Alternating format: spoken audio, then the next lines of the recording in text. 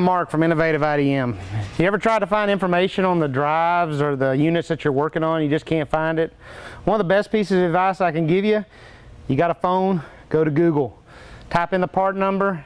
You can usually find the schematics, line drawings, operations manuals, and various other information that'll help you troubleshoot, install, or uninstall your unit.